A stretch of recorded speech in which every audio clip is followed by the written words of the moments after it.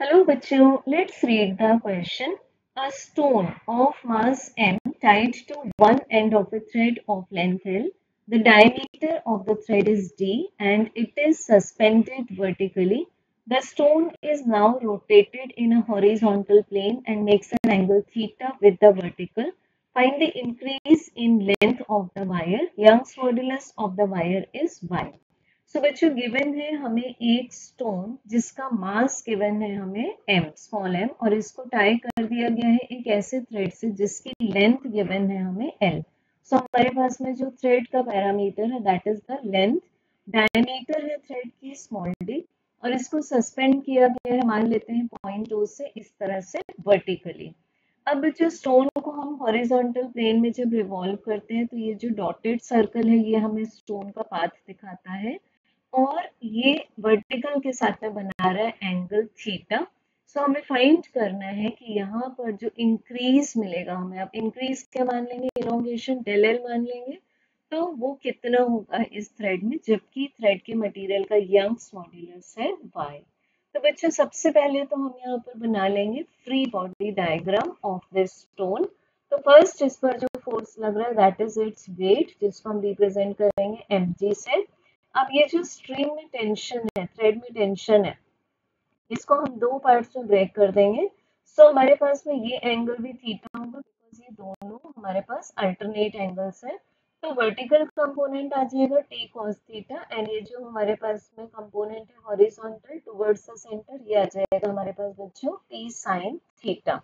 सो हम first equation बना सकते हैं T cos theta equals to mg. तो ये आ गया हमारे पास में इक्वेशन नंबर 1. अब जो टी साइन थीटा है हम यहाँ पर काउंटरएक्ट करेंगे सेंट्रीफ्यूगल फोर्स को that is mr omega square जहाँ ओमेगा इस स्टोन की एंगुलर स्पीड है. अब बच्चों हम यंग्स मॉड्यूलस को कैसे रिप्रेजेंट करते हैं, this is the stress divided by the strain. तो हम स्ट्रेस को लिखेंगे यहाँ टेंशन डिवाइडेड बाय एरिया और स्ट्रेन को लिखेंगे elongation divided by original length of the strain. अब ये कंबाइन होकर आ जाएगा T L divided by A del L. अब बच्चों हम यहाँ से डेल एल इलोंगेशन फाइंड कर लेंगे तो this is T L divided by A Y.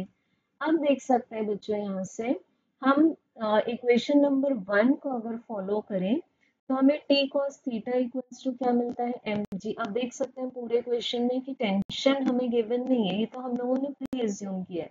तो हम इक्वेशन 1 से क्या करेंगे t को फाइंड कर लेंगे which is equals to mg divided by cos theta.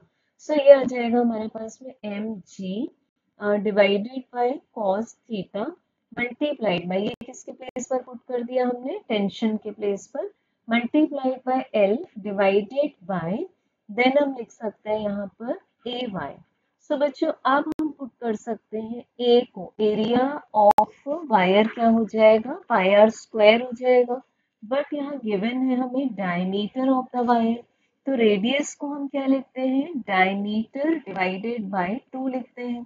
तो ये हो जाएगा पाई डी स्क्वायर डिवाइडेड बाय 4. तो बच्चों अब जब हम एरिया यहाँ पुट कर देंगे this is pi D square divided by 4 तो हमें डेल एल का फाइनल आंसर क्या मिल जाएगा 4mgl divided by pi D square by multiplied by cos theta. So I hope आपको ये समझ में आ गया होगा. सो इसके अकॉर्डिंग करेक्ट आंसर होगा ऑप्शन ए. Thank you.